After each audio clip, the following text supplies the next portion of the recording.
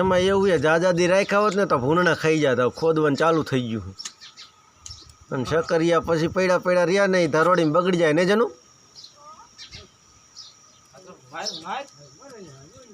એમાં શું ખરખું ખોજ ઊંડો ગોળ મારજે એટલે મોટા નીકળશે.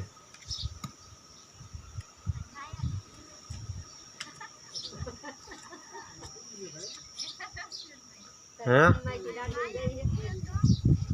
માયા નીકળે તો કામ જ થઈ જાય ને આપણે.